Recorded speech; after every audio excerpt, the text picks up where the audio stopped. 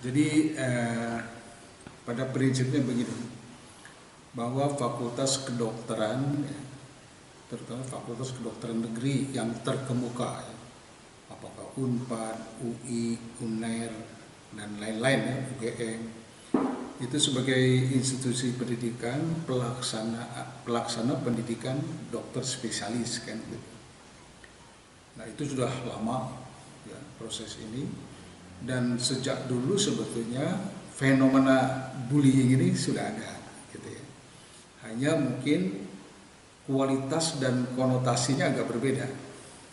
Kalau yang dulu nuansa bukan bullying, sebagai keras pendidikannya itu untuk maksudnya untuk mendidik supaya peserta didik ini mempunyai disiplin, etika yang baik dan sebagainya. Guru-guru kita dulu memang feodal kan gitu. Nah, tapi di dalam perkembangan kesini budaya ini kok berubah, sehingga muncul fenomena bullying yang sangat meresahkan kita semua kan gitu. Karena bullyingnya atau perundungan ini sudah mengarah pada hal-hal yang negatif. Gitu. Contoh verbal, fisik, kemudian cyber. Yang terakhir yang paling kita sangat miris itu adalah tentang finansial. Sehingga dengan temuan seperti itu, Fakultas Kedokteran khususnya Unpad akan menindak tegas pelaku bullying ini, sehingga mengeluarkan 10 orang presiden mengeluarkan sanksi. Sanksi itu kan gradasinya berbeda. Ada sanksi yang sifatnya ringan dengan teguran saja. Ada sanksi yang sedang, perpanjangan studi sampai 4 sampai 6 bulan. Ada yang dikeluarkan gitu. Dari 10 orang itu bervariasi bentuk sanksinya kan begitu. Berarti tidak semuanya dikeluarkan? Oh tidak. Karena memang kalau mengeluarkan itu kita harus berpikir atau harus betul dikaji, ya, betul-betul memang ini sangat berat kesalahannya gitu. Ya. Itulah ya Rizal. Jadi karena masuk ke pendidikan spesialis itu sangat sulit. Mereka adalah orang-orang terpilih kan yang bisa masuk melanjutkan pendidikan spesialis. Nah, sekarang sudah diterima, kenapa ingin mundur kan begitu? Kita harus cari tahu kan. Ternyata memang ada satu fenomena yang membuat si residen yang baru masuk itu mundur. Dasar itulah kita cari, kita investigasi. Karena kita sudah mempunyai perangkat ya, yang disebut Komisi Anti Bullying kita punya. Sudah dibentuk sejak tahun 2022. 2020 malah bukan 2020. Nah, kemudian ada lagi pedoman tentang sanksi pelaku bullying. Terakhir ini setiap peserta didik masuk itu dengan membaca fakta integritas kan. Yang isinya semuanya tentang bullying gitu. Nah, hampir ada 18 poin. Nah, si pelaku ini juga baca gitu kan. Artinya apa? Ini tidak diindahkan atau hanya dibaca saja tapi tidak dilaksanakan dengan baik. Oleh karena itu kita telusuri ini dasar itu dan ketahuan siapa pelakunya, makanya kita tindak tegas ya dengan berupa sanksi, perpanjangan studi dan lain sebagainya. Kira-kira begitu. Apa sih? Ya itu tadi alasan utamanya karena merasa dia tertekan ya akibat perilaku bullying dari para seniornya gitu. Termasuk bullying yang berhubungan dengan finansial. Itu kira-kira sehingga. Berarti sebetulnya bullying ini sudah ada sejak dulu ya, Prof? Ya, itulah makanya kan terminologi bullying ini agak abu-abu ya, Pak Rizal ya. Orang misalkan memanggil ke rumah sakit untuk mempelajari pasien dibilang bullying, padahal itu benar proses pendidikan kan gitu. Jadi memang ini harus betul-betul dievaluasi mana yang dikategorikan bullying atau bukan.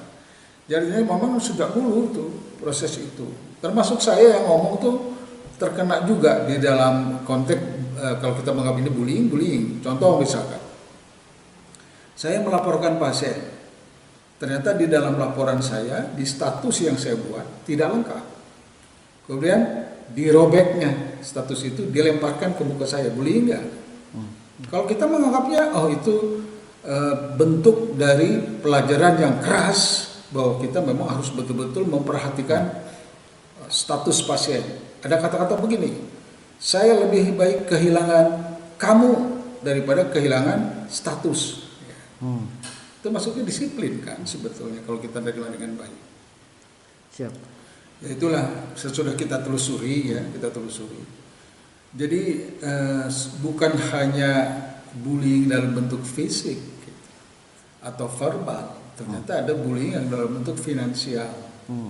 Yaitu saya katakan senior merasa habis operasi mau pulang ke rumah jauh gitu, mungkin tolong mencarikan tempat untuk istirahat yang dekat dengan rumah sakit, sehingga minta disewakan hotel lah di situ yang dekat. Nah, disewa lah tuh selama 1 tahun gitu, sehingga keluar dana kan untuk menyewa hotel. Yang mengeluarkan siapa? Yang junior, bukan si senior itu, sehingga banyak keluar biaya yang non akademik yang muncul. Itu yang membuat stres, sehingga mundur itu juga menjadi pemicu dia mundur. Berarti mental kurang ini ya, Prof? Ya siapapun ya, kalau mungkin tertekan seperti itu, mungkin ada yang mengambil jalan pintas mundur, ada yang masih bertahan dan sebagainya kan, itu sangat tergantung, sangat individual. Prof, yang dari 10 yang kena sanksi ini berapa yang dikeluarkan, Prof?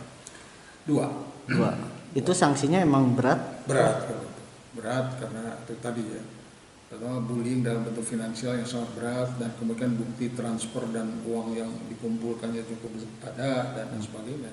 Satu lagi memang yang sangat naif itu ketika meresepkan obat-obat yang terlarang ya, menyuruh juniornya tapi untuk konsumsi dia, ya seperti itu kan tidak boleh. Ya. Prof, ini kan dari 10, 2 yang dipecat. Nah, yang sisanya ini nasibnya masih melayani pasien atau gimana? Ya, tergantung. Jadi yang sisanya ini kan kita evaluasi, kita kategorikan misalkan sanksi ringan. Kalau sanksi ringan cuma ditegur saja, Pak Rizal. No. Tapi tetap dia pelayanan dan lain sebagainya masih. Kemudian sanksi yang sedang diperpanjang studi 3 sampai 6 bulan.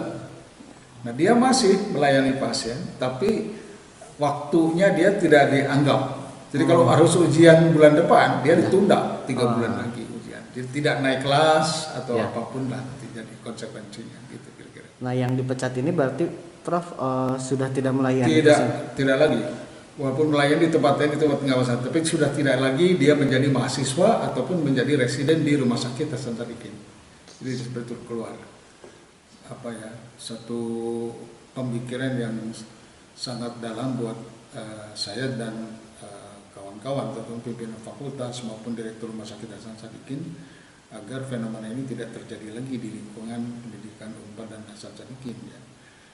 Kita memang belum mengoptimal betul perangkat yang kita buat, komisi anti bullying, pedoman, sosialisasi pedoman, sanksi dan sebagainya, termasuk ucapan fakta integritas itu belum kita. Jadi monitoring evaluasi yang harus kita lakukan sekarang, bahwa betul-betul ini harus dilaksanakan secara konsisten dan konsekuen gitu ya. Artinya kalau ada pelaku, ada terjadi lagi, kita akan tindak tegas karena sudah sesuai dengan apa yang dia ucapkan kan, berarti sumpahnya itu tidak diikan. Jadi insya Allah ke depan mungkin kita akan selalu sosialisasi setiap 6 bulan, setiap 1 tahun, mengingatkan kembali ada hal seperti itu. Yang kedua, kadang-kadang tadi saya sampaikan, residen ini adalah dokter yang bekerja sambil belajar.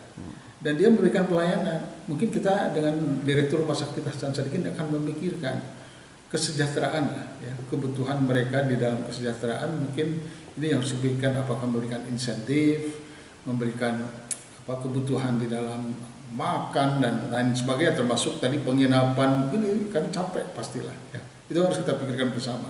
Jadi cari akar masalahnya lah nanti ya, tidak hanya sekedar menghukum tapi tidak memberikan solusi yang terbaik gitu. Prof, ya, jadi dari yang 10 bukan ini ya, mungkin bukan bedah saraf semua. Cuman kebetulan yang paling banyak adalah departemen bedah saraf. Ada yang dari urologi. Sekarang dalam proses urologi ini. Ada kasus baru lagi sedang kita proses gitu kan. Ada kurang lebih 6-7 orang nih yang harus kita proses. Kemudian ada dari ortopedi, ya udah kita jatuhkan sanksi. Radiologi, ya, yang kita nggak sangka-sangka juga keluar, gitu ya, yang melakukan bullying. Dan yang paling ekstrim lagi sekarang ada lagi yang non pisau, rehabilitasi medis dan sebagainya. Itu memang kita harus evaluasi betul, ya.